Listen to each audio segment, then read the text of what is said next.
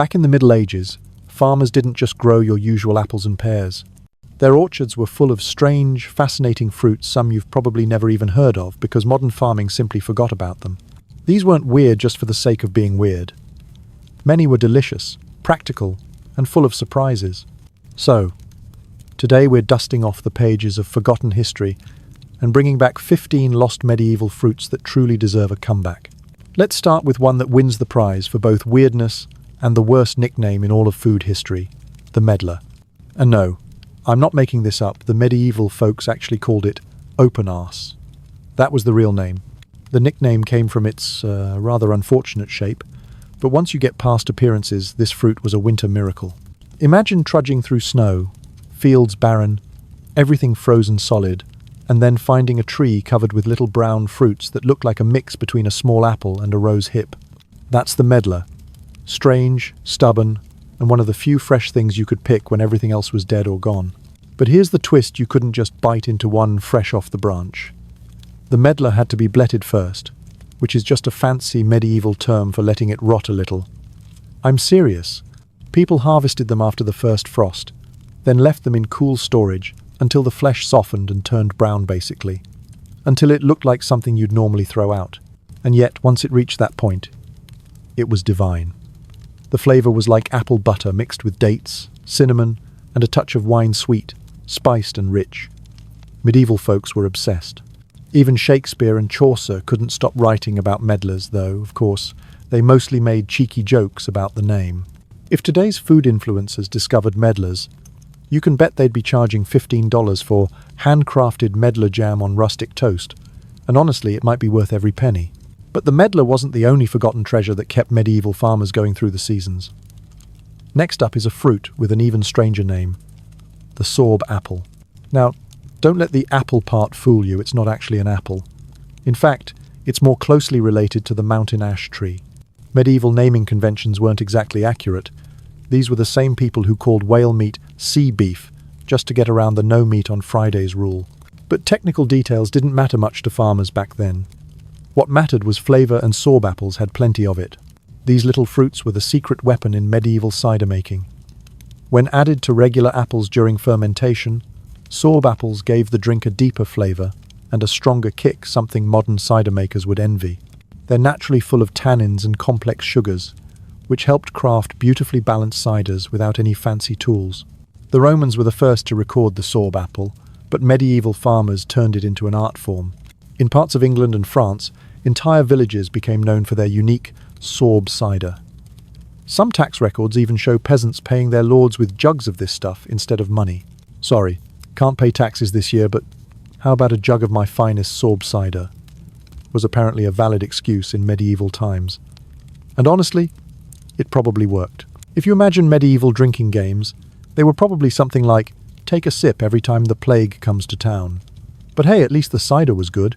Sadly, by the 1700s, sorb apples had nearly disappeared, replaced by newer apple varieties.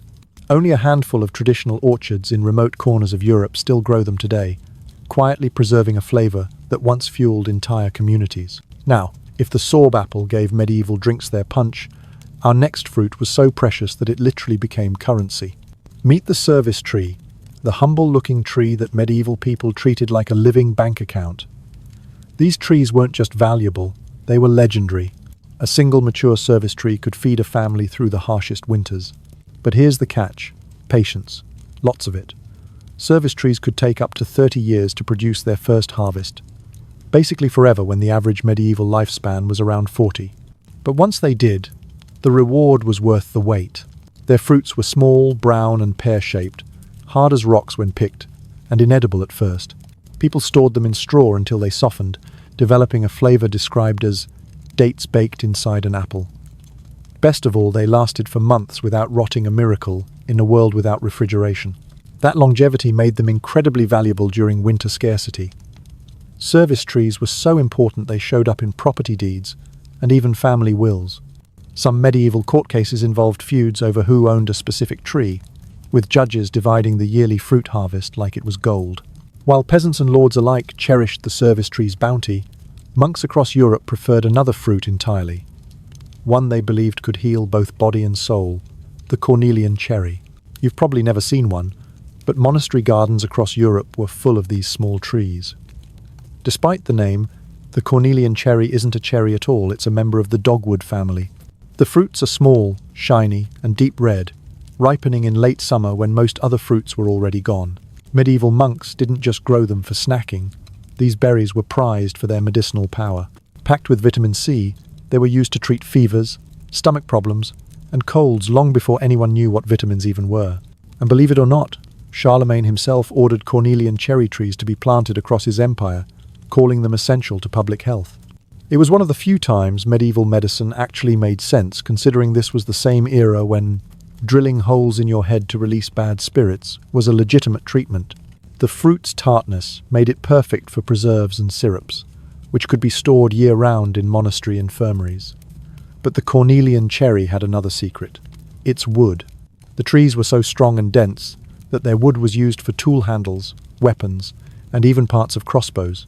A single tree could feed you, heal you, and arm you. Talk about medieval multitasking. Yet while monks praised cornelian cherries for their healing powers, another bright red fruit became the victim of one of the strangest plant bans in history, the barberry. Barberry bushes once filled medieval gardens, their scarlet berries shining like jewels. But then, disaster struck. Farmers began blaming them for wheat rust, a fungal disease that wiped out grain harvests. And here's the weird part: they were actually right. Barberries do host the fungus that causes wheat rust. Medieval farmers, with zero microscopes and plenty of superstition, figured that out centuries before modern science confirmed it. Before they were banned, barberries were beloved in the kitchen. Their sour, citrusy flavor cut through the richness of heavy meat dishes, kind of like how we use cranberries today. Medieval cookbooks might as well have said, Step 1, hunt something. Step 2, add barberries. Step 3, serve to your lord who hasn't brushed his teeth in 20 years. Even after the ban, some people secretly grew barberries at the edges of villages, treating them like dangerous little treasures. And it's easy to see why they contained compounds that actually helped fight infections. So, while superstition nearly wiped them out, science now tells us those medieval cooks were onto something. While barberries were being hunted down for crimes against wheat, another fruit quietly became the star of early spring, the nespoli, or as we call them today, loquats. Now imagine this. It's the tail end of winter. You've been eating salted meat and grain for months. Fresh fruit? Not even a dream. And then, suddenly, you see gold, tiny clusters of orange fruit glowing against the grey landscape. That's what loquats were to medieval people. Hope on a branch. The nespoli had one incredible trick: it ripened in early spring, before most trees even started to bloom. In fact, it began its growing cycle in autumn, held its tiny fruits all winter long, and finished ripening just when everyone else's food stores were running out. So while peasants stared at empty pantries, anyone with a loquat tree was basically the neighborhood hero.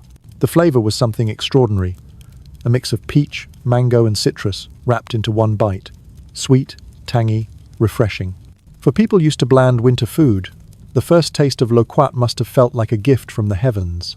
These trees originally came from China but spread through the Mediterranean by the 10th century, finding homes in monastery gardens and castle courtyards. Monks brewed their leaves into teas for coughs and chest problems, while nobles prized them for their beauty and rarity. Owning a nespoli tree was a subtle flex, it said. Yes, I have exotic imports and a gardener who knows how to keep them alive through winter. Having a loquat tree in medieval times was like owning the only ice cream shop open during a heat wave. Everyone wanted to visit. But while loquats brightened early spring, another little fruit was journeying across continents to join the medieval menu, one tough enough to survive the Silk Road itself: the jujube. The jujube story starts far away, in the bustling markets of ancient China. Traders carried them across deserts and mountains, through Persia and the Byzantine Empire, all the way to Europe. These small reddish-brown fruits looked like dates, but had the crispness of apples when fresh and a chewy, sweet texture when dried. Medieval farmers loved them because they were almost impossible to kill. Drought? Fine. Frost? Bring it on. Plague? Still here. The jujube was basically the cockroach of the fruit world, only delicious. Fresh jujubes were crunchy and mildly sweet, but left to dry, they transformed into chewy gems that tasted like honey and spiced apples.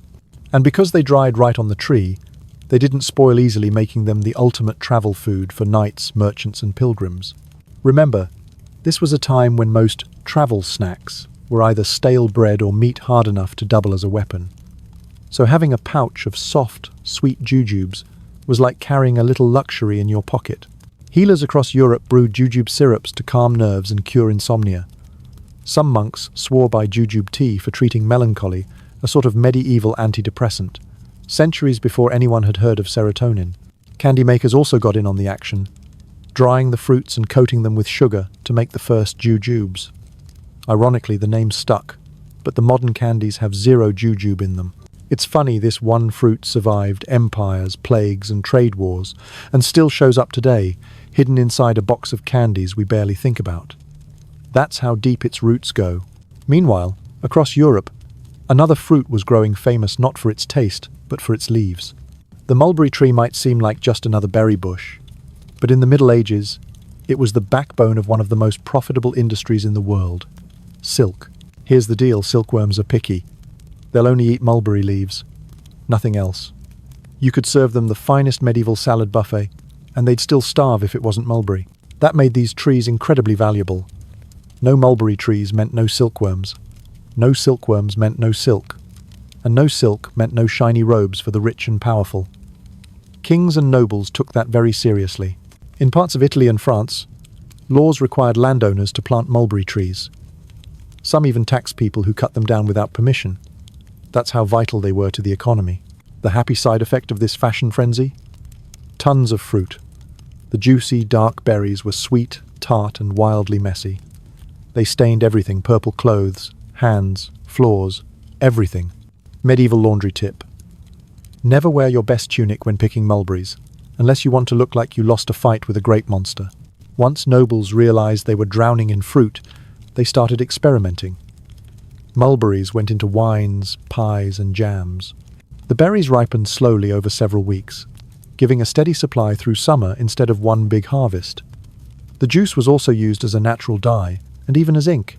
Some medieval manuscripts were literally written in mulberry ink that still holds its color more than 700 years later.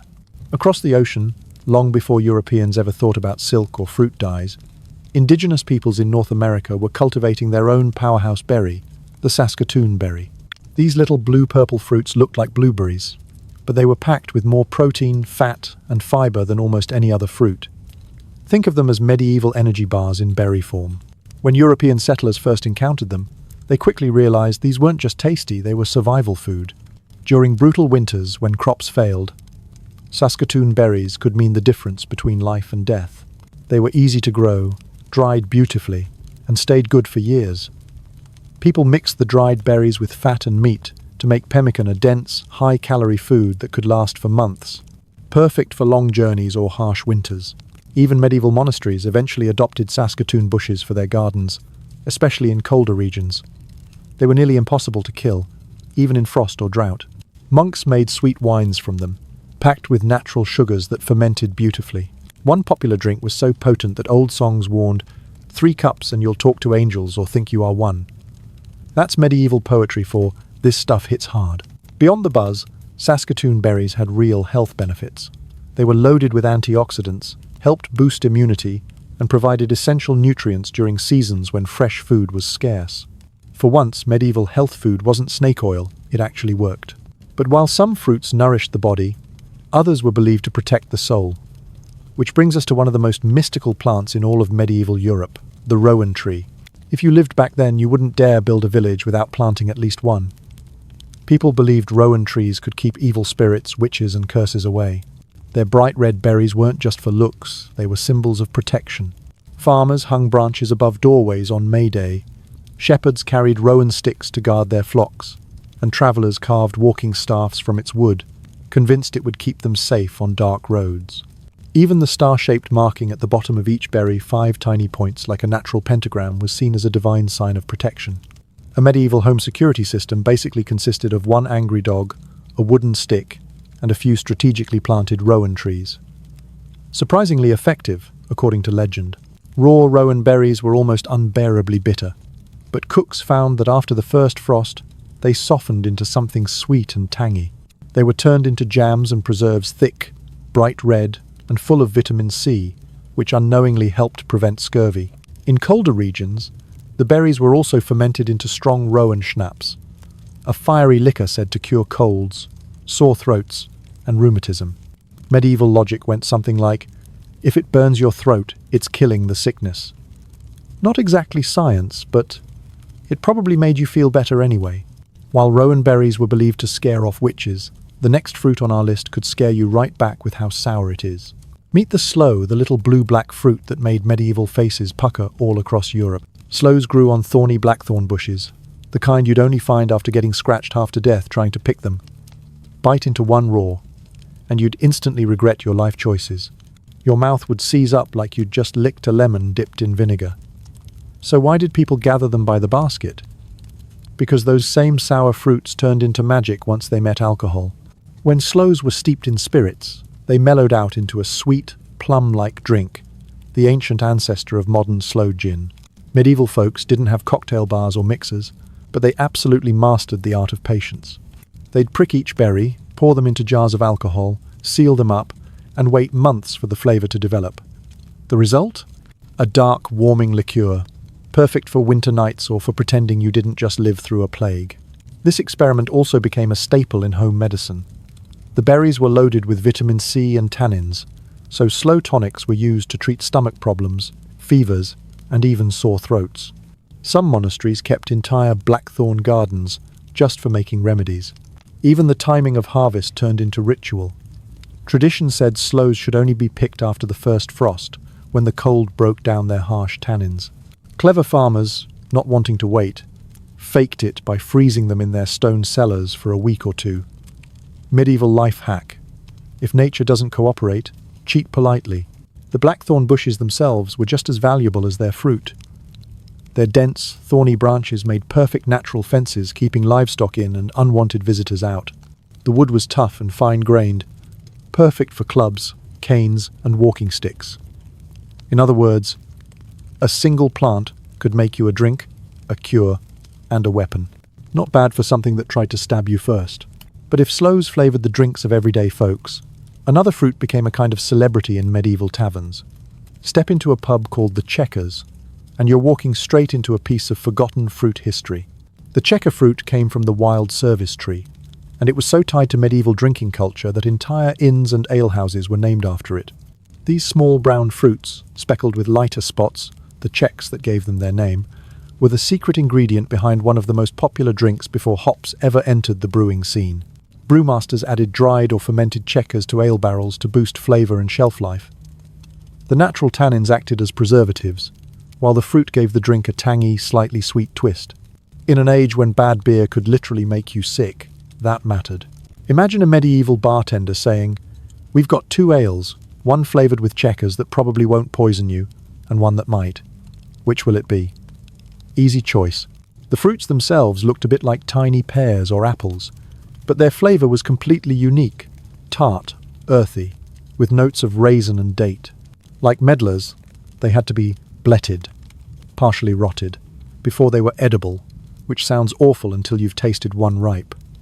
Then it's pure caramelized fruit sweetness. Checker trees were often planted right next to village taverns or in public squares. Harvest time became a community event, with everyone pitching in to collect the fruit for the year's ale. These gatherings blurred the line between farm work and festival, a yearly reminder that even a sour fruit could bring people together. And speaking of togetherness, our next fruit was all about survival and cooperation. The hackberry may not sound glamorous, but for medieval travelers, it was a lifesaver literally. Hackberries grew on trees so tough they could survive almost anything: drought, flood, fire, even poor soil. Their fruit was small, sweet, and packed with nutrients, making it the perfect emergency ration for soldiers, merchants, and pilgrims. Dried hackberries were basically the original energy bars. People carried them through long journeys across mountains and deserts, trusting those little fruits to keep them alive when nothing else could.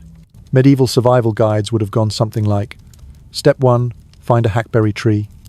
Step 2, eat. Step 3, don't die. Villagers often planted hackberries as living insurance policies against famine. Their roots dug deep, pulling moisture even from dry soil, which meant they kept producing fruit during droughts when everything else failed. Some regions even ground dried hackberries into flour to stretch food supplies during harsh winters. If medieval preppers existed, they would have stockpiled hackberries. Forget gold, this was the real currency of survival. While hackberries saved common travelers, another fruit existed on the opposite end of the medieval social ladder, the mysterious mespilus. Even in its own time, this fruit was rare. It confused farmers and scholars alike, who couldn't decide whether it was a new species or just a strange cousin of the medlar. Its appearance didn't help. It looked like a tiny brown apple with a star-shaped mark on the bottom, as if the night sky had signed it personally. The mespilus was almost never seen in peasant fields. It was grown in monastery gardens and the private orchards of nobility, cared for like a delicate jewel. Why? Because it was ridiculously hard to grow. It needed perfect soil, just the right climate, and years of patient tending before it bore fruit. When it finally did, the reward was exquisite. Like its medlar cousin, the mespilus had to be bletted, but its flavor was even more refined, described in old manuscripts as honey wine kissed with cinnamon. That poetic sweetness made it a luxury ingredient in royal desserts, served only at banquets and feasts. To own a mespilus tree was to show off. It was the medieval equivalent of saying, "Yes, I have a fruit that takes decades to grow and spoils if you look at it wrong." But it symbolized wealth, patience, and refinement, the highest virtues of the noble class, at least in theory. And finally, to close our orchard of forgotten treasures, we come to the most humble yet enduring fruit of all, the crab apple. Tiny, tart, and tough as nails, crab apples were the wild ancestors of every shiny supermarket apple we know today. If modern apples are pampered royalty, crab apples were their scrappy great-grandparents who worked 12-hour days in the snow. You couldn't eat them raw unless you enjoyed extreme sourness, but once cooked, they transformed completely. Their high acidity and natural pectin made them perfect for jams, jellies, and sauces. Medieval cooks used crabapple sauce to balance rich, fatty meats like goose or pork. It was the medieval version of apple chutney, bright, sharp, and delicious. Their juice fermented beautifully too, producing a strong, tangy cider that lasted through winter. In an age without refrigeration, that shelf life made crab apples essential. Even their wood was valuable, dense, hard, and perfect for tool handles and carving. In a way, crab apples represent the heart of medieval farming. Humble, practical, endlessly useful. They weren't flashy or exotic. They didn't come from faraway lands or serve kings. But they kept people fed, warm, and healthy when life was cold and uncertain. And that's really the secret behind all these lost medieval fruits. They weren't just curiosities from another age, they were lifelines. Each one tells a story of survival, creativity, and the strange beauty of a world that found sweetness in the most unexpected places. From medlars that had to rot before they were edible, to sorb apples that paid your taxes, to barberries that accidentally invented plant pathology, these 15 forgotten fruits prove that medieval farmers were anything but simple. They were experimenters, innovators, and above all, survivors. When you start piecing together these lost flavors of the Middle Ages, something beautiful emerges. These fruits weren't just food, they were chapters in a survival story, handwritten by generations of farmers, monks, and wanderers who knew the land like a living companion. Think about what it meant to be a farmer 1,000 years ago. You didn't have greenhouses, tractors, or chemical fertilizers. You had the weather, your soil, and whatever seeds or grafts you could keep alive through the seasons. Every fruit in your garden had to earn its place. And the ones that survived centuries of famine, frost, and plague, those weren't just lucky. They were legends. Take the medlar, for instance, that stubborn, brown fruit with the world's worst nickname. It refused to be eaten fresh, demanded frost and rot to ripen, and yet somehow became a medieval delicacy. Why? Because people learned to wait. They learned that some things, like fruit, like life, get sweeter when you give them time. The sorb apple told a similar story. It wasn't glamorous or pretty, but mixed into cider, it transformed something ordinary into something worth celebrating.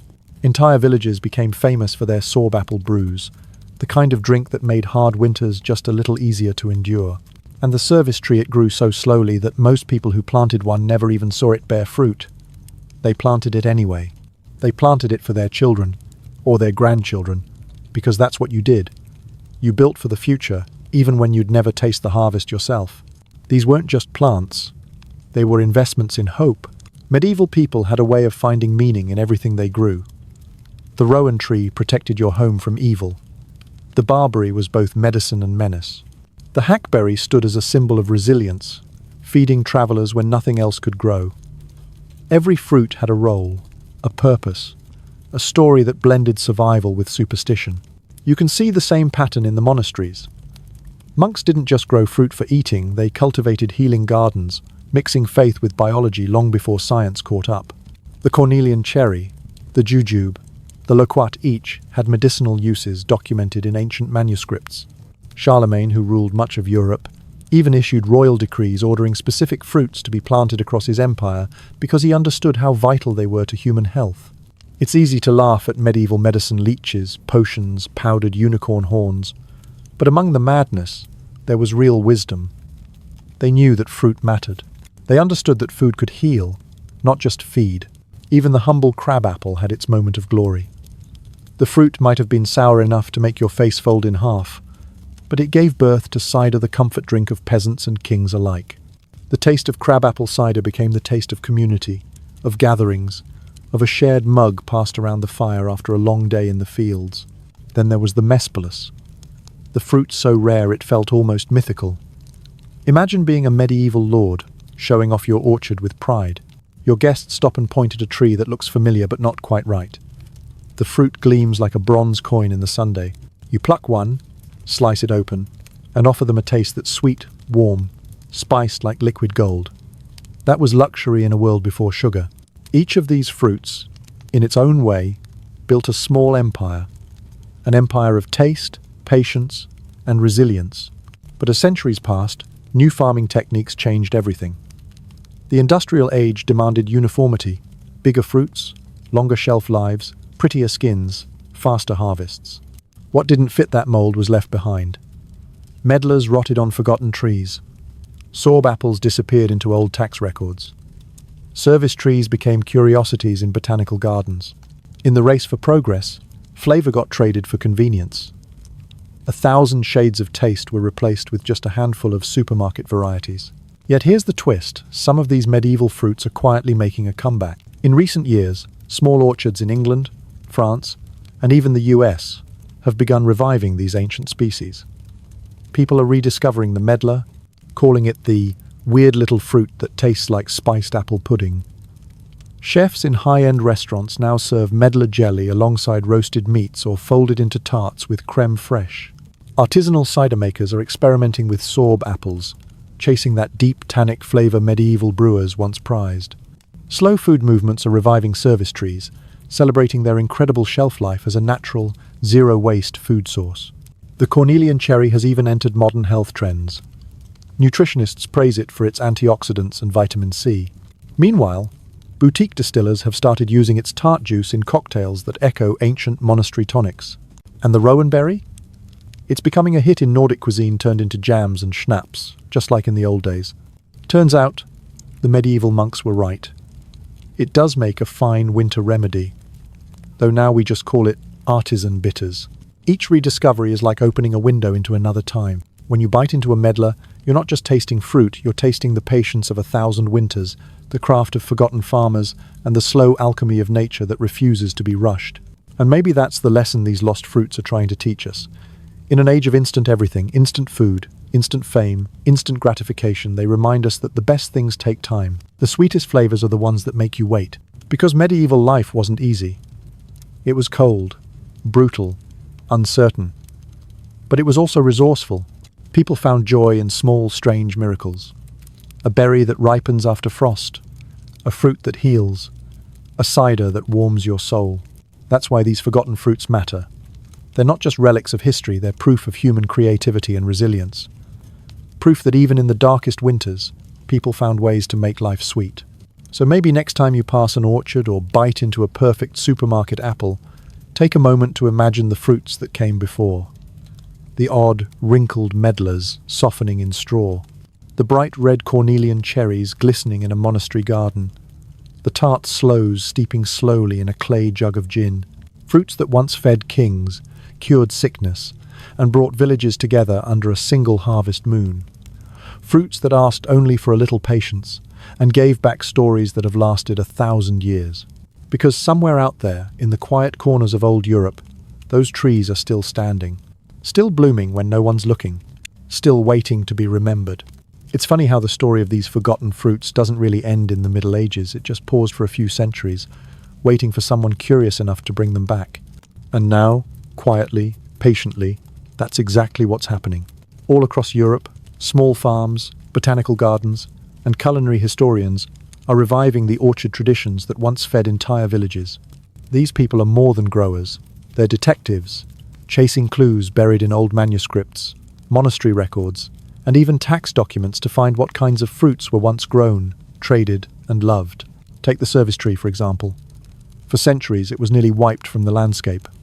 But today, a few passionate arborists in Germany, France, and the UK are bringing it back. They call themselves pomological archaeologists. Some even graft new trees from ancient specimens that have stood for 400 years, trying to reintroduce the same flavors their ancestors once tasted. The results are astonishing. Modern tasters describe service fruit as spiced honey meets baked apple. When dried or bletted, it becomes chewy and rich, almost like dates. And in blind taste tests, chefs can't believe it's not some exotic tropical fruit. It's European, local, and forgotten. Then there's the medlar, which has gone from a medieval curiosity to a modern gourmet favorite. If you stroll through farmers' markets in England or northern France in late autumn, you might find small baskets labelled bletted medlars. Food writers call them ugly delicious, and that's honestly perfect. Michelin-starred chefs use medlars in tarts, chutneys, and sauces paired with game. Some craft distillers even make medlar liqueur smooth, amber-coloured, and deeply aromatic, like mulled wine in a glass. And when you read the reviews, you realise people are falling in love with it the same way medieval villagers once did, slowly, with surprise and delight. The revival doesn't stop there. Experimental cider makers in Normandy are adding sorb apples to their batches again. The flavour tangy, tannic, with a whisper of wild berries transforms ordinary cider into something earthy and old-fashioned in the best possible way. It's not about making it trendy, it's about tasting history. Meanwhile, in monastery gardens restored by historical societies, cornelian cherry trees are being replanted beside lavender and sage. Monks in modern Benedictine orders use their fruits to recreate 9th century syrups and preserves, following the same recipes written by Charlemagne's herbalists. They describe the taste as sweet medicine, which, honestly, sounds like a perfect summary of the Middle Ages themselves. And far from Europe, in North America, the Saskatoon berry is experiencing its own renaissance. Once vital to indigenous peoples and early settlers, it's now grown commercially in Canada and the northern US. Farmers are calling it the next superfruit, and not without reason. It has more antioxidants than blueberries, and it tastes like almond-tinged wild honey. In a way, all of this is part of a broader movement, a quiet rebellion against industrial sameness. For centuries, humans narrowed nature's diversity down to whatever shipped best and looked prettiest. We ended up with shiny, uniform produce that often tastes like, well, nothing. But the world is waking up to the truth that variety is value. Taste, resilience, and nutrition are hidden in these ancient cultivars that refuse to die. That's why groups like the Heritage Fruit Society and the Slow Food Foundation are cataloguing endangered plants the same way conservationists track endangered animals. Each rediscovered fruit adds a piece back to the ecological puzzle flavors that evolved for specific climates, soils, and seasons. For example, barberries, once banned for harming wheat, are now grown safely in separate orchards, prized for their tangy punch. Iranian chefs use them in jeweled rice dishes, while European pastry chefs drizzle barberry syrup over cheesecakes. What was once accused of witchcraft is now a gourmet garnish. And that story repeats over and over again. The rowan, once planted to ward off spirits, is now appreciated for its antioxidant-rich berries. The hackberry, once a peasant's survival food, has become a symbol of climate resilience because of its ability to grow in almost any condition. The loquat, imported from the East, is now a favorite ingredient in coastal wines and artisanal jams from Spain to California. Even the humble crabapple is getting a glow-up. Heritage cideries love its tartness and high acidity. It balances sweetness in the same way medieval brewers discovered hundreds of years ago. Crabapple cider, aged in oak barrels, is being reintroduced in England and described as the champagne of peasant drink. All these rediscoveries aren't just nostalgia. They're living proof that our ancestors knew things we've forgotten about: sustainability, biodiversity, and patience. They cultivated fruits not for speed, but for balance. Not for uniformity, but for abundance. And if you close your eyes, you can almost imagine what it must have been like. A medieval orchard on a crisp autumn morning. The air cool and smoky. The ground covered in leaves and fallen fruit. The scent of fermenting apples and medlars blending with wood smoke from the cottages nearby. Children run through the trees with baskets. Monks hum as they pick cornelian cherries, and a farmer pours a jug of sorb cider for a neighbour, laughing that this year's batch could pay a tax collector's soul. The entire scene is a reminder that food back then wasn't just about eating, it was about belonging. Every fruit had a season, every harvest had a story. So when today's farmers revive these lost fruits, they're not just bringing back flavours, they're restoring that rhythm, that connection between land and life that the modern world often forgets. One English grower, when asked why she bothers tending to her medlar trees, said something simple but profound. Because my grandmother did, and her grandmother did, and when I taste it, it feels like they're still here. That's what this revival is really about. Continuity, memory, the sweetness of time itself. Because food isn't just nourishment, it's history you can taste. Every medlar, every sorb apple, every sloe gin made from blackthorn berries carries a story of persistence, adaptation, and rediscovery. And now, those stories are being written again, not on parchment, but in the soil, in orchards old and new, in the hands of people who believe that forgotten things can still bloom. Close your eyes for a moment and imagine tasting time itself. That's the strange feeling people describe when they bite into one of these revived medieval fruits for the first time, a kind of edible déjà vu. The flavors are familiar yet distant, like hearing an old song you've never actually listened to before. Take the medlar. The first thing you notice is the texture soft, sticky, almost like jam trapped inside a skin. You scoop it out with a spoon and taste something that shouldn't make sense but absolutely does. Apple butter blended with dates, cinnamon, and faint red wine. It's earthy and autumnal, the flavor of an old kitchen filled with smoke, bread, and firelight. You can almost picture a medieval baker leaving a bowl of medlars by the hearth to finish ripening while snow collects outside. Then you try the sorb apple, and it surprises you. Raw, it's bitter. Fermented, it's electric. A sip of cider made with sorb apples starts sharp and ends deep oak. Honey, spice, a whisper of smoke. It lingers on your tongue the way a story lingers in your memory, slightly blurred, but warm. One glass feels like it belongs by candlelight, in a wooden tavern where laughter and frost fight at the windows. Next comes the service fruit, the one that took 3 decades just to say hello. Its flesh has a dry sweetness, almost like dried fig, but with a slow, wine-like depth. You bite it, and it tastes like patience made visible. The idea that someone once planted this tree knowing they might never taste it makes it even richer. It's not just fruit, it's inheritance. The cornelian cherry is sharper. Pop one into your mouth and it bites back acidic at first, then mellowing into cranberry and plum.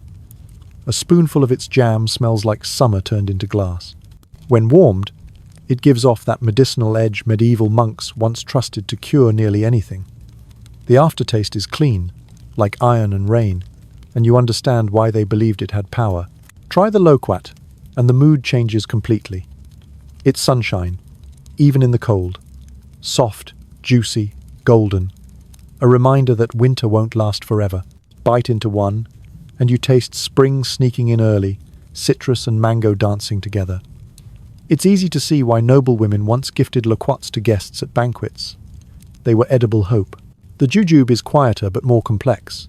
Fresh, it crunches like an apple. Dried, it turns chewy, like caramelized dates. There's a whisper of spiced nutmeg, maybe, though you know that's just your imagination and a faint smokiness that comes from drying in the open air. Monks once used it as medicine for anxiety, and you can feel why. It calms you down.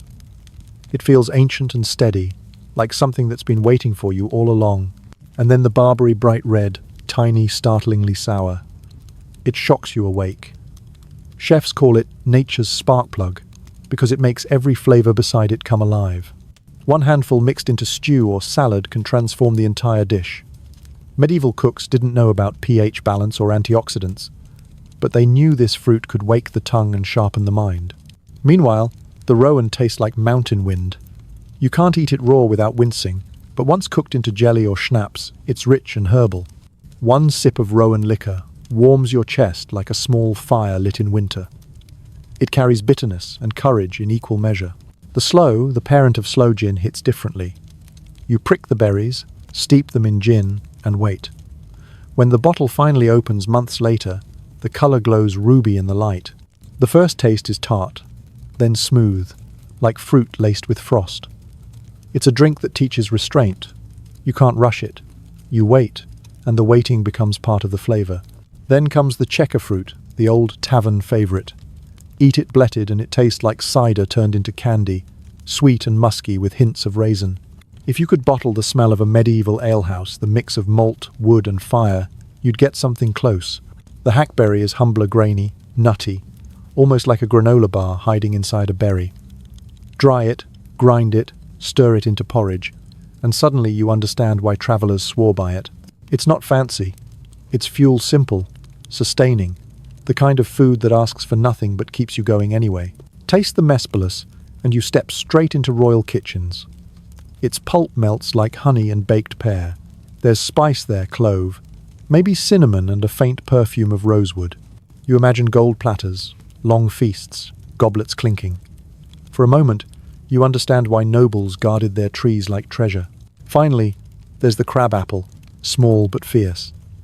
Bite one raw and you're punished instantly. Your whole face scrunches, but cooked down, it transforms into something glowing and fragrant. Crabapple jelly tastes like sharpened sweetness. Cider made from them tastes like memory itself, crisp and honest. It's the taste of work, of perseverance, of autumn distilled. When you line them all up, the medlar's soft sweetness, the sorbapple's kick, the rowan's fire, the crabapple's bite, you realize how much depth the medieval palate had. These weren't people eating bland food in candlelit darkness. They were chemists of flavor, experimenting, fermenting, aging, preserving. They coaxed sweetness out of rot, richness out of frost. And maybe that's why modern chefs are falling in love with these fruits again. They tell a different story about the past, not one of mud and misery, but of creativity, patience, and quiet sophistication. Imagine a tasting table today. A small ceramic plate with a spoonful of medlar jam next to a glass of sorb apple cider. A drizzle of cornelian, cherry syrup over cheese, a handful of dried jujubes beside warm bread. Nothing fancy, just simple food that feels like time travel. There's something deeply human about that connection across centuries. When you taste these fruits, you're tasting the same sweetness that comforted a monk during plague years, the same tartness that a peasant child once licked from her fingers after harvest. It's proof that even across 1,000 years, flavor can speak a language we still understand. Maybe that's why people describe eating these revived fruits with such emotion. It's not just taste, it's empathy.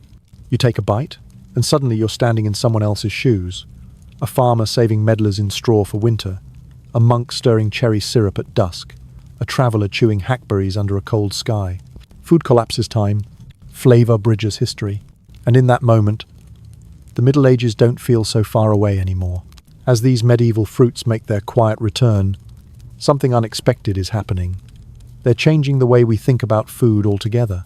Because when chefs, farmers, and historians start reviving ingredients that almost vanished, they aren't just restoring recipes, they're rebuilding a way of seeing the world.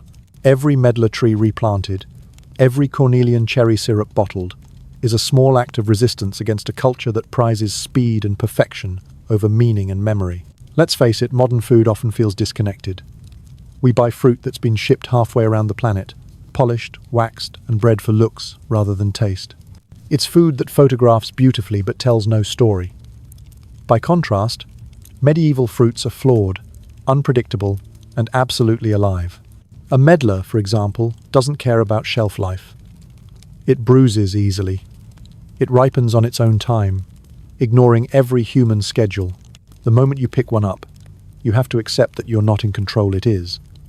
And there's something strangely grounding about that. Eating one feels like slowing down to the pace of the earth itself. Or consider the sloe, that bitter little berry hiding behind blackthorn branches. You can't just harvest it and gulp it down. You have to prick it, soak it in gin, and wait months for the alchemy to happen. That ritual, the patience, the waiting creates a connection. The drink becomes a calendar of its own, marking time as it transforms. Modern bartenders who make their own slow gin talk about it almost like a meditation. They'll say, "You can't rush it, and that's the point." Maybe that's why, after centuries, we still crave the slow things. Slow cooking, slow living, slow fermentation. They remind us that not everything needs to happen at Wi-Fi speed. Then there's the service tree, which defies all modern logic. It takes 30 years to bear fruit. 30. In an age where we abandon apps that take longer than 10 seconds to load, that's almost spiritual defiance. People who plant service trees today are making a promise to the future to a generation they might never meet. And when the fruit finally arrives, it carries that time inside it. You can taste the decades in every bite. There's a sweetness that feels earned, a quiet echo of everyone who tended the tree before you. That's what these fruits offer, not just flavor, but continuity. They reconnect us to an older rhythm, one where food wasn't disposable but cyclical, where harvest meant gratitude, not marketing. In places like France's Loire Valley and rural Wales, chefs are embracing that philosophy. They're designing entire menus around lost fruits, sorb, apple chutneys, medlar puddings, crabapple glazes, cornelian cherry sauces for game. Each dish comes with a story, and diners listen. They don't just eat, they remember. One chef described his first taste of bletted medlar this way. It was like meeting the Middle Ages halfway decay turned into delight. That's the strange beauty of these ingredients. They challenge our idea of what's good. They remind us that imperfection isn't something to fix, it's something to savor. Even the colors are different. The deep wine red of rowan berries, the golden blush of loquats, the mottled brown of medlars, they don't fit neatly into grocery store palettes. They look older, wilder, more honest. You can see the weather in them, the soil, the unpredictability of real life. And that honesty extends to how they're grown. Many of these trees thrive without chemicals, without irrigation, without constant pruning. They've adapted over centuries to local climates, making them perfect allies in a changing world. In fact, environmental scientists are starting to look at these heritage species as potential climate survivors, plants that can withstand drought, frost, or poor soil, where modern hybrids fail. In other words, the same toughness that kept medieval farmers alive could help us again. That resilience shows up in the hackberry, for instance, a tree that survives drought, flood, even fire. Its fruit might not win beauty contests, but it's dependable. When modern farmers in arid regions replant hackberries, they're not just preserving history, they're building insurance for the future. The same goes for rowan trees, which are now being used in reforestation efforts in Scotland and Scandinavia. Their berries feed birds through harsh winters. Their roots hold the soil. Their branches still guard homes, maybe not from witches anymore, but from erosion and ecological collapse. It's poetic, isn't it? The very fruits that once protected medieval villages are now protecting the land itself. Then there's the social side. Reviving these fruits isn't just an agricultural trend, it's become a form of storytelling. Farmers are starting to see themselves not just as producers, but as custodians of memory. They share photos of ancient orchards, recipes copied from old manuscripts, stories passed down through generations. Some small distilleries even label their bottles with the historical origins of their ingredients. Made from service fruit, grown from a tree planted before 1600. Drink that, and you're literally tasting continuity.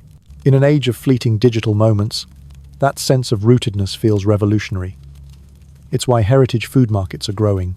People want to taste authenticity, not the kind you can trademark, but the kind that has dirt under its fingernails. It's not nostalgia. It's longing. Longing for a time when food came with stories, when every bite reminded you where you stood in the world. That's what makes the revival of medieval fruits more than a culinary fad. It's a cultural correction, a quiet reminder that the future of food might actually lie in its past. And there's something deeply moving about seeing these trees bloom again. In old orchards once left for dead, saplings are taking root. Bees drift between blossoms that haven't been seen in hundreds of years. The air smells faintly of cider and damp wood, just as it did in the 14th century. Somewhere, a medlar ripens in straw, turning soft and brown. A rowan tree shivers in the wind above a farmhouse door. A barberry bush glows red at the edge of a field. No longer feared, just beautiful. They're all reminders that history isn't static, it grows back, given the chance. And maybe, in rediscovering these fruits, we're also rediscovering ourselves, the patient, curious, storytelling part of humanity that modern life almost forgot. Because if a fruit can vanish for 500 years and still return sweeter than before, maybe we can too. Something fascinating happens when you start rediscovering old fruits. You begin to see how deeply taste and memory are woven into art, storytelling, and even the human spirit. For medieval people, food wasn't just fuel. It was symbolism. It was faith. It was poetry. Every fruit carried meaning, and those meanings seeped into songs, paintings, and books.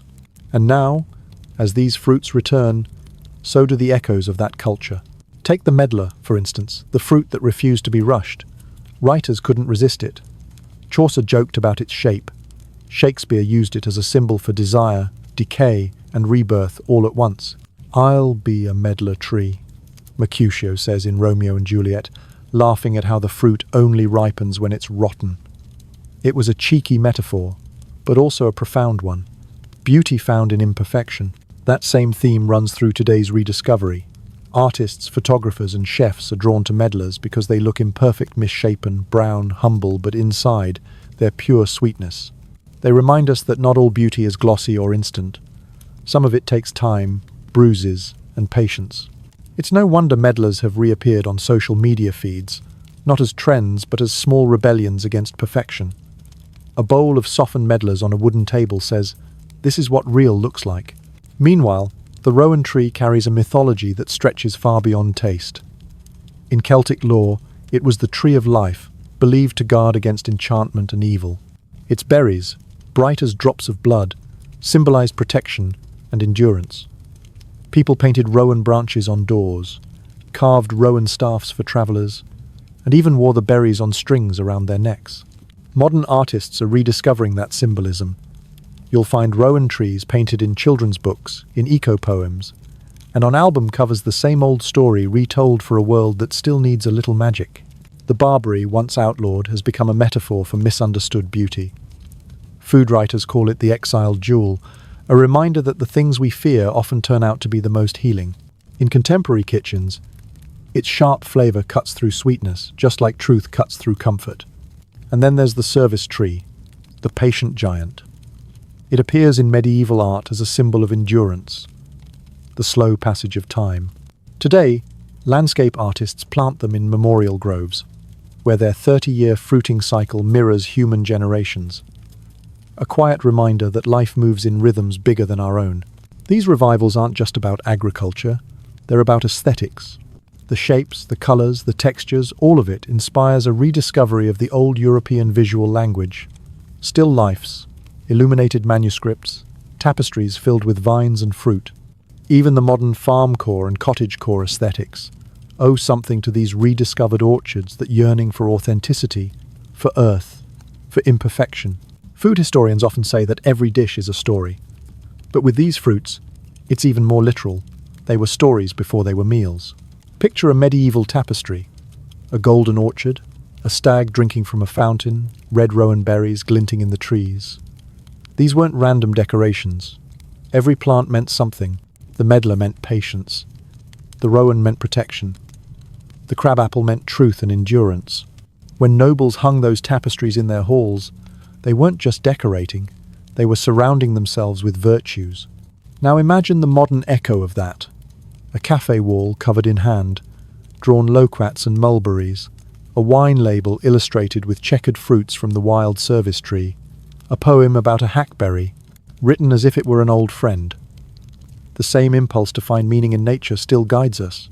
Even the way people describe these fruits today feels almost devotional.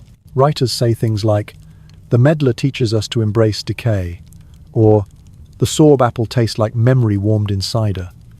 It's lyrical, almost spiritual, because deep down this isn't just about flavor, it's about connection. To the earth, to history, to the people who came before.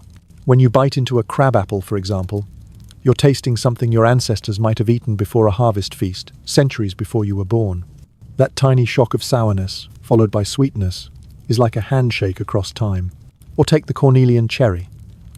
Its tart ruby juice once filled monastery jars labelled with Latin prayers. Now, when you cook it into jam in your own kitchen, you're unknowingly echoing that same ritual, same colour, same scent, same satisfaction of sealing something good into glass for the winter. Food is one of the few things that truly unites time. You can't read a 14th century love letter and feel what they felt, but you can eat what they ate. You can taste what comforted them, what healed them, what made them smile. That's why chefs, historians, and even musicians are collaborating on sensory history projects, recreating medieval banquets not just visually, but emotionally. They cook medlar puddings under candlelight, pour sorb apple cider in clay cups, and play old folk tunes on lute and flute while people eat. It's immersive history, an attempt to experience the past not through words, but through flavour. And you know what's amazing? People cry, not because it's sad, but because it's recognizable. They taste something ancient and feel something human. A monk, a peasant, a nobleman, all of them once felt that same burst of sweetness after winter's long hunger. That's the secret of these fruits. They remind us that history isn't distant. It's edible. It's inside us. Every time a chef drizzles rowan syrup on a modern dessert, or a gardener tends a barberry bush that was once banned, they're rewriting a forgotten chapter. They're showing that the past doesn't have to stay buried. It can bloom again on our tables, in our language, in our imaginations. So maybe that's why these fruits are coming back now. Because we live in a world that's hungry for roots. We want stories that don't scroll away in a second. We want something to hold, to taste, to remember. And these fruits give us that, a sweetness that outlasts centuries.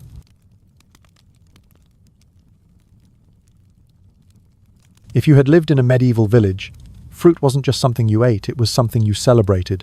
Every harvest, every tree, every single berry came with its own moment in the year, its own festival, its own meaning. The seasons weren't divided by months or dates, but by what ripened, by what bloomed, by what finally fell to the ground. It's easy to forget how completely fruit-shaped community life back then. Imagine a world with no supermarkets, no imports, no cold storage. What you grew was what you had. When the loquats turned gold, it meant the hungry months of winter were ending. When the medlars softened in the straw, it meant Christmas was coming. When the rowan berries turned red, it was time to gather, feast, and thank the land for another year of survival. Every fruit had its own little holiday built into the rhythm of village life. In early spring, loquats or nespoli were the stars. After months of eating dried peas and salt pork, biting into a fresh, juicy fruit was nothing short of a miracle. People would hold small gatherings, blessing the trees that had managed to bloom through winter frost. In Italy and southern France, they even hung garlands of loquat branches over doors to bring luck and fertility. By midsummer, barberries and rowans blazed red in the fields, their colour so vivid that poets compared them to drops of sunlight trapped in the leaves. Young women wove them into wreaths for festivals, while old folk said a rowan branch above your bed kept nightmares away. In autumn, sorb apples and crab apples marked the time for pressing cider. Villagers filled wooden barrels and cellars with bubbling, fragrant brews. It wasn't just about making alcohol, it was about preserving sunlight, turning perishable fruit into something that could warm you all winter long. Even the act of waiting was part of the celebration. Take the medlar. It refused to ripen until after the frost, so people would check on their stored fruits daily, pressing gently to see if they'd softened. When they finally did, families would gather to eat them together, laughing about how ugly they looked but how sweet they tasted. It was a ritual of patience rewarded. And that rhythm, the patience, the harvest, the gratitude held medieval communities together. The fruit trees themselves became part of the social fabric. If you owned a service tree, you might share some of its fruit with neighbours, because everyone knew how rare they were. People would pass trees down through generations like heirlooms. Some villages even had communal orchards, where every family had the right to gather fruit at certain times of year. It wasn't just about sustenance, it was about belonging. There were songs, too. Drinking songs about sloe gin, love songs about rowan berries, hymns about the sweetness of the land. Farmers believed that singing during harvest made the fruit sweeter, so they did. Those melodies carried through the air like invisible threads, weaving together people and trees in one long living story. Fast forward to today, and that sense of rhythm is what many people say they miss the most. Our seasons blur together: strawberries in December, oranges in June, There's no anticipation anymore. The world feels full, but strangely empty of wonder. That's why communities reviving these medieval fruits often find themselves reviving the festivals too. In small English villages, you'll now find medlar fairs every November, complete with jam stalls, cider tastings, and old folk songs revived from dusty archives. Families bring baskets of fruits to be blessed for winter, echoing traditions that haven't been practiced since the 1500s. In parts of France, cider makers host Sorbe Apple Week, where visitors learn to press fruit by hand and taste the different vintages. They tell stories of farmers who once paid taxes in cider jugs, and laugh as they try to guess which blend tastes the most medieval. Even the Rowan festivals in Scotland have made a comeback. People plant new trees, hang charms from the branches, and light bonfires beneath them. The festivals blend myth with ecology, half folklore, half conservation, but that's exactly the point. The old ways had both. They didn't separate the sacred from the practical. And when you watch these festivals today, you see how much people still crave that connection to nature, to history, to each other, because there's something powerful about celebrating what the earth gives, right when it gives it. When you wait all year for a single fruit to ripen, it doesn't just taste good, it feels like a reunion. You could say that medieval farmers had a relationship with fruit that was almost spiritual. They didn't just grow it, they prayed for it, sang to it, thanked it. A harvest wasn't guaranteed. Every good year was a miracle. Every surviving tree a blessing. And maybe, without realizing it, we've started to return to that mindset. Climate change has made us aware again of how fragile abundance can be. A late frost, a long drought, a failed pollination, and suddenly, even the simplest fruit feels precious. That's why these old traditions matter. They teach resilience and reverence at the same time. They remind us that food isn't automatic, it's earned, nurtured, and shared. You can feel that in the stories people tell about reviving these trees. One farmer in Wales said he planted a service tree so my grandchildren can have something to wait for. Another woman in Italy said her loquat orchard became the heart of her village again. Every spring, we all meet under the blossoms. No one remembers who owns what. It's just ours. That's what medieval fruits did, and still do. They bring people together around patience, gratitude, and sweetness. Even the simplest acts, picking fruit, pressing cider, boiling jam, turn into moments of connection. Children learn where food comes from. Elders share recipes that taste like memory.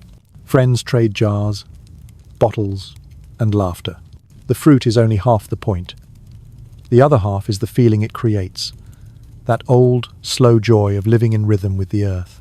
So when you see a small medlar tree bending under the weight of its odd, brown fruit or a blackthorn hedge bright with sloes, remember this. You're not just looking at plants. You're looking at living traditions, still bearing fruit for a future that desperately needs their wisdom. And maybe the next time you bite into something truly seasonal, truly local, something that made you wait, you'll understand what those medieval farmers knew all along. That sweetness means more when you've earned it. If there's one lesson these medieval fruits keep whispering, it's this. Everything good takes time and sometimes even a little decay. In our age of perfection, that idea sounds strange, maybe even uncomfortable. But to the people of the Middle Ages, it made perfect sense. They lived in a world that constantly reminded them of impermanence. Crops failed, winters came early, life could be short. Yet from that fragility grew a philosophy that turned survival into something poetic. The belief that beauty doesn't fade despite time, it deepens because of it. And nowhere was that truth more visible than in their orchards. Think of the medlar again, that fruit that refuses to be eaten fresh. It has to be softened by frost and age before it's ready. In that slow surrender to rot, it becomes sweet. Medieval people saw that as a metaphor for the soul itself. Rough and bitter at first, but mellowed and purified by time, by patience, by hardship. That's why the medlar appeared so often in literature, not just as a joke about its shape, but as a symbol of transformation. To eat it was to accept that decay wasn't an ending, but a stage of becoming. Modern gardeners call it bletting. Medieval thinkers might have called it grace. You could say the service tree carried a similar lesson, just in slow motion. Waiting 30 years for fruit was an act of faith. People planted those trees knowing they might never see the harvest, trusting that someone else would. It was patience as a kind of love, an offering to the future. And isn't that the same rhythm we see in human life? You plant something now, and it outlives you. Maybe that's why service trees were so sacred they mirrored the human story. Long work, slow growth, small sweetness at the end. The slow, on the other hand, taught a rougher kind of wisdom. Bite it too early, and it punishes you sour, astringent, mouth-puckering. But give it time in the cold, or steep it in spirit, and it transforms into something warming and bright. Its life distilled into fruit form, the bitterness mellowed, the harshness turned into resilience. Even the cornelian cherry, so sharp and medicinal, carried a message. It reminded people that what stings can also heal. In monastery infirmaries, monks treated fevers and coughs with its syrup, trusting its crimson colour like a visible sign of vitality returning. Bitter medicine, sweet result, they used to say. The medieval world didn't separate philosophy from daily life. It found meaning in everything, even in fruit. A hard pear ripening on the windowsill wasn't just food, it was a sermon in disguise. The land was their teacher, and fruit was the gospel written in colour and taste. Modern people, without realising it, are rediscovering that same lesson. When you let a medlar soften, or wait for a sloe gin to mature, you're practicing patience in a world that's forgotten how. You're learning to trust the unseen processes, the frost, the rot, the waiting that turn harsh beginnings into sweetness. It's not just about farming, it's about living. Because these fruits don't just mirror nature, they mirror us. The barberry, for example, was banished for centuries, blamed for ruining wheat harvests. Yet when science finally caught up, it turned out the farmers were half right but also half wrong. Barberry did host the fungus, but it wasn't evil. It was part of a bigger system, one that just needed balance. And isn't that how we treat people too? We exile what we don't understand, only to realize later that it had a place all along. Or take the rowan tree, with its bright red berries shining like blood against snow. People planted it at crossroads and doors, believing it kept away spirits. But maybe it wasn't about superstition at all.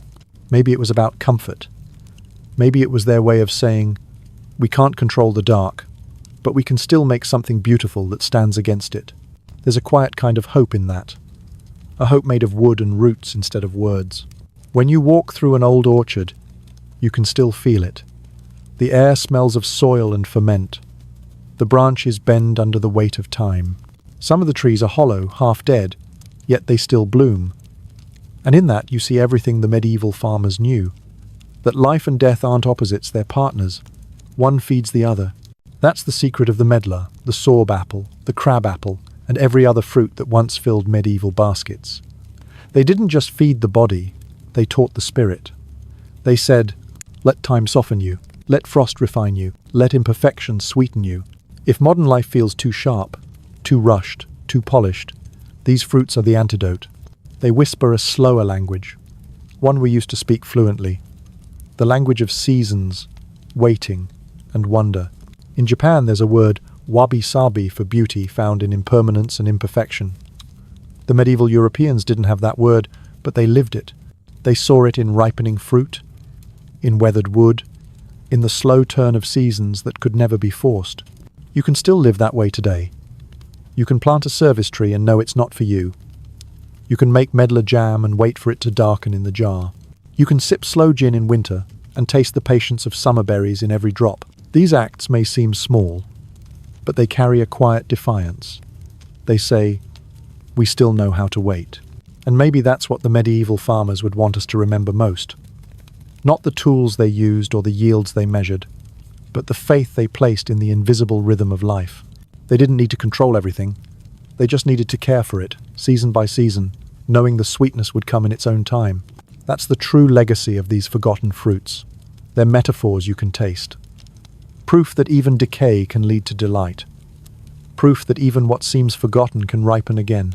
So when you see a medlar softening in the straw, or a rowan tree glowing red against the grey, don't think of them as relics of the past. Think of them as reminders. They're saying what humans have always needed to hear. Patience is sweeter than haste. And the things we think are ending are often just beginning to bloom. It's strange how something as small as a fruit can awaken entire worlds of feeling. People who rediscover these medieval varieties often describe the experience not in culinary terms, but in emotional ones. They talk about memory, belonging, even identity, as if tasting a forgotten fruit somehow restores a piece of themselves. Writers and gardeners especially seem to fall under the spell. They describe it as time travel through flavor.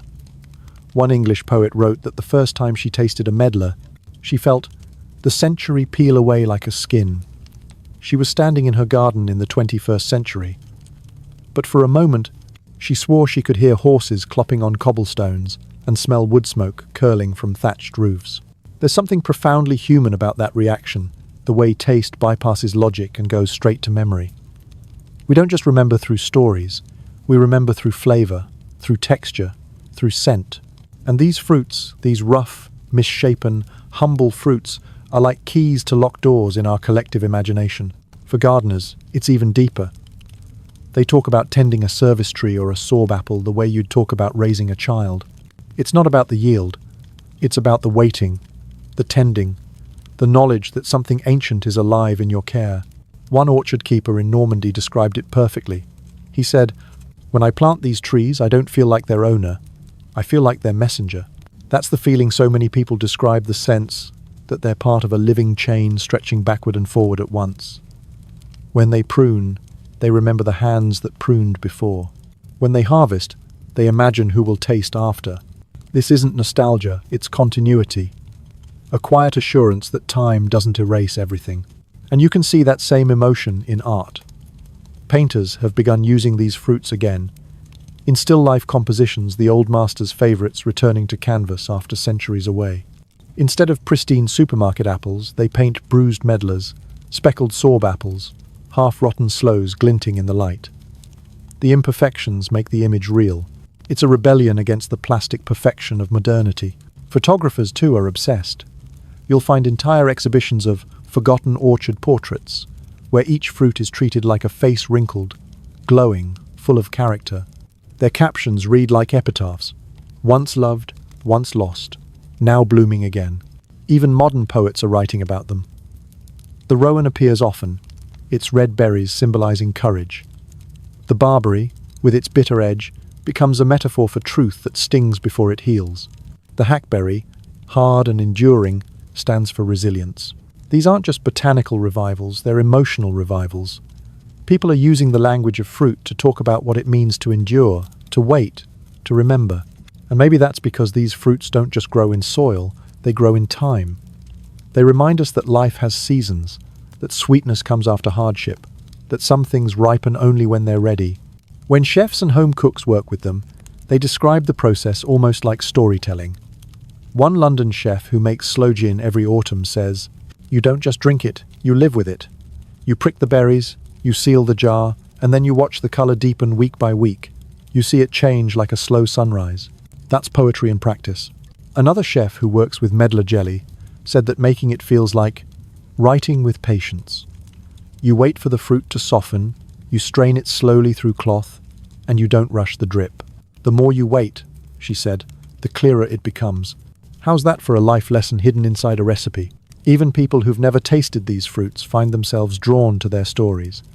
They symbolize something we've lost, and long to reclaim the intimacy between humans and the natural world. Not dominance, not efficiency, but relationship. In medieval times, that relationship was constant. People knew their trees, they named them, they prayed for them. They grafted branches from one to another like sharing bloodlines. That closeness gave life a rhythm that our fast world rarely offers anymore. Today, the revival of these fruits is restoring that intimacy one orchard at a time. Communities plant rowans for protection, mulberries for silkworms, service trees for future generations. They hold small fairs where people exchange cuttings and stories instead of just recipes. Each sapling comes with a tale. This one grew from the last medlar tree in the village, or this graft is from a monastery garden that's been growing since Charlemagne. It's not just agriculture, it's oral history taking root. In a way, the fruits have become symbols of resistance to forgetting. They're tiny monuments to slowness, to tradition, to the idea that not all progress means moving forward. Sometimes it means circling back to the orchard, back to the soil, back to patience. And it's not just happening in rural Europe anymore. In cities, rooftop gardens and community plots are planting medieval fruit trees as living museums. People walk past them every day, unaware that those gnarled little trees are older than most nations' borders.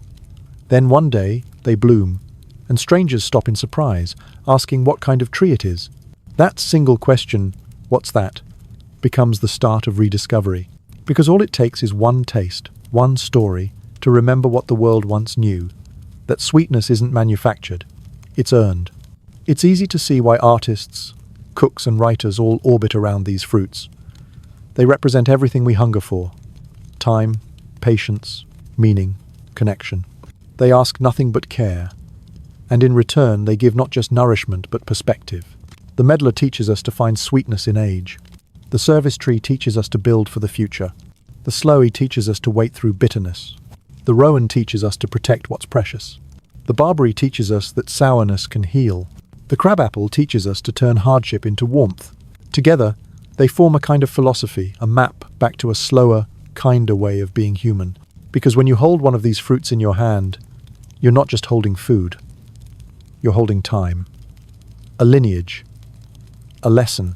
And maybe that's why, when people describe tasting a medieval fruit for the first time, their voices soften. They pause.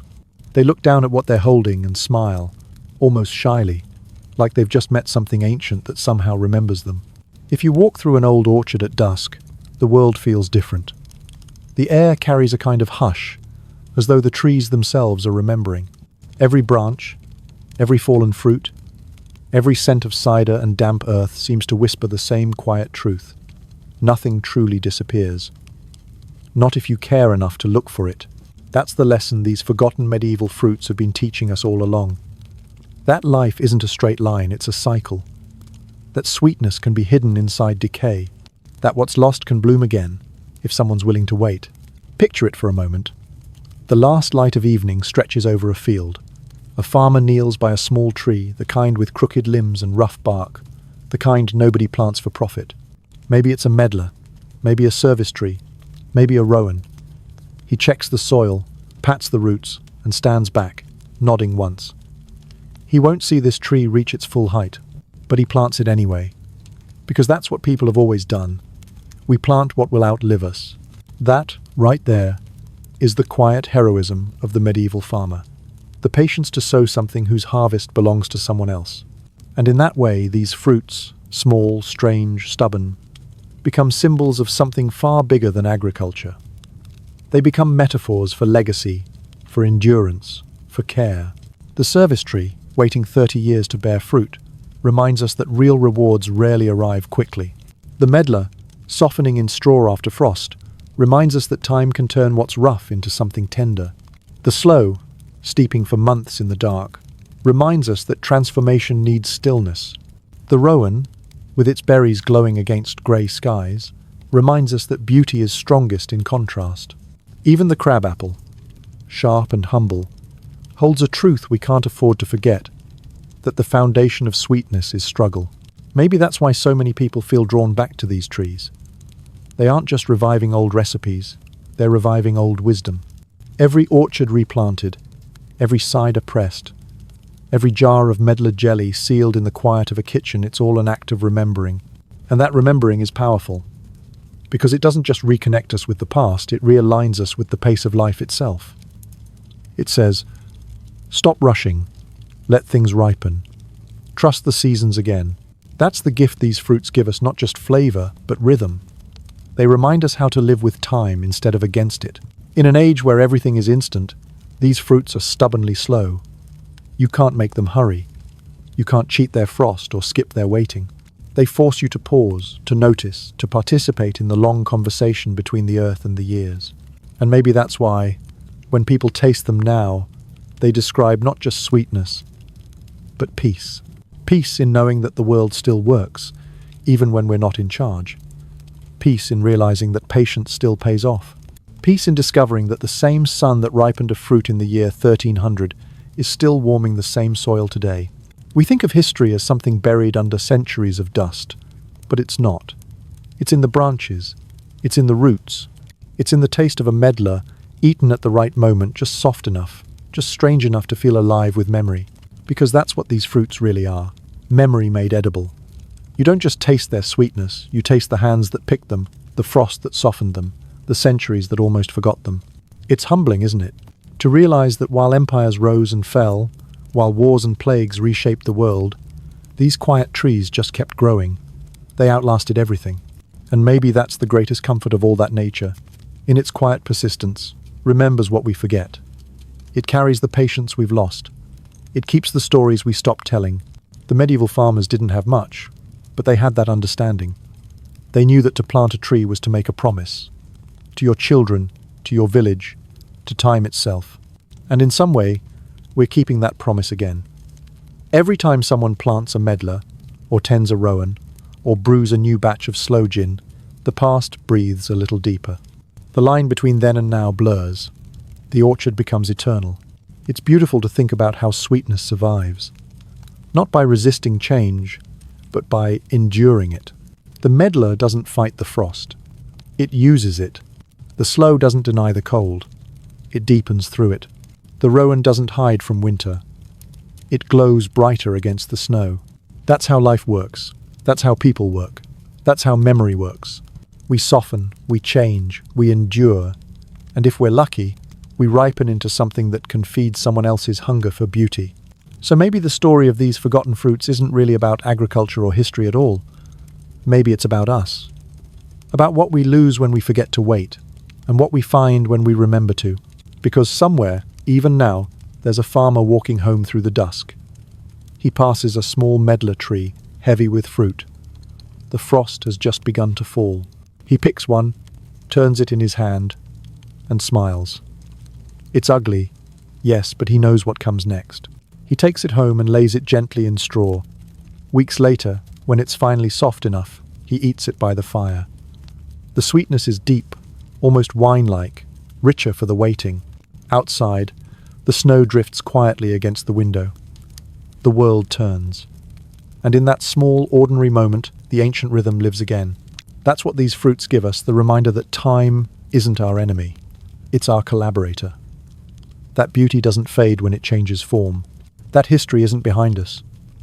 It's still blooming, right here, in the trees we almost forgot. The medlar softens, the frost comes, and somewhere, in a quiet corner of the world, sweetness begins again.